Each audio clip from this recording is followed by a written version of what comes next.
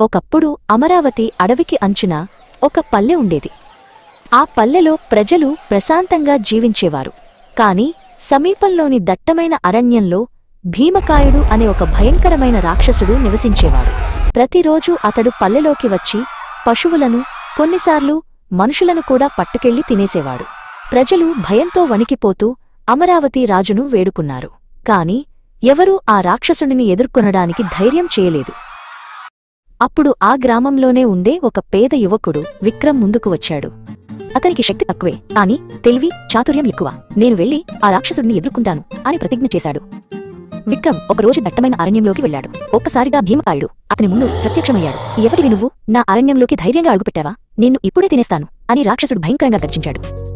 విక్రమ్ భయపడకుండా తన తెలివితో మాటలు మలిచాడు. రాక్షస, నువ్వు నన్ను తినడం అంత సులభం కాదు. ముందు నీ శక్తి నాకంటే ఎక్కువ అని నిరూపించు.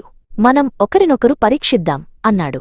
భీమకాయుడు విక్రమ్ మాటలకు అంగీకరించాడు. భీమకాయుడు ఒక పెద్ద రాయిని పిసికి పిండి చేశాడు. విక్రమ్, నువ్వు పిండి మాత్రమే చేశావు. నేను రాతి నుండి నీళ్లను తీస్తా అని విక్రమ్ తన చేతిలో దాచుకున్న తడి, ఇసుకను చూపించి చేత్తో నలిపి నీరు కార్చాడు. రాయిలోనుంచి నీరు వచ్చింది అన్నాడు. రాక్షసుడు విక్రమ్ మాటలు నమ్మేశాడు. భీమకాయుడు ఒక రాయి నీ గాల్లోకి విసిరాడు. ఆది చాలా ఎత్తు వెళ్లి కిందపడింది. విక్రమ్ నవ్వి, నేను ఎగరవేసేది మళ్లీ కిందకు రాదు అని తన సంచిలో ఉన్న గుప్పెడు పావురాలను వదిలేశాడు. అవి ఆకాశంలో ఎగిరిపోతూ కనిపించకుండా పోయాయి. నువ్వు విసిరేది పడిపోతుంది, కాని నేను విసిరినవి ఎగిరిపోతాయి అన్నాడు. రాక్షసుడు తలవంచాడు. ఇలా ప్రతిసారీ విక్రమ్ తన చేతులతో భీమకాయుడిని మోసం చేశాడు. నీవు తెలివివాడివి, రా నా గుహకు భోజనం చేసి విశ్రాంతి తీసుకో అన్నాడు. కాని రాక్షసుడి నిజస్వభావం ఏమిటో విక్రమ్ ఊహించాడు. గుహలో రాత్రి భోజనం చేసి భీమకాయుడు తనకు మంచం చూపించాడు. విక్రమ్ జాగ్రత్తగా తన స్థానంలో దిండుపెట్టి దానిపై తన టోపీ నుంచి గుహ బయట దాక్కున్నాడు. అర్ధరాత్రి భీమకాయుడు ఒక పెద్ద రాయిని తీసుకుని మంచంపై కొట్టి ముక్కలయ్యేలా చేశాడు.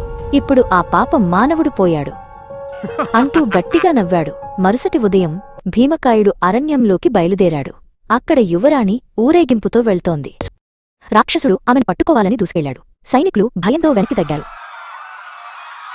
ఆ సమయంలో మన విక్రమ్ బయటకు వచ్చి గట్టిగా అరిచాడు. రాక్షసుడా, నువ్వు నిన్న రాత్రే నన్ను చంపేశావు కదా, మరి నేనిక్కడ ఎలా ఉన్నాను?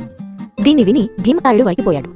ఇతడు భూతమా, మాయగాడా అని భయంతో గుహవైపు పరుగెత్తి మళ్లీ ఇప్పటికీ కనిపించలేదు. యువరాణి సురక్షితంగా బయటపడింది. అమరావతి రాజు ఆనందంతో విక్రమ్కు బహుమతులు, బంగారం ఇచ్చాడు.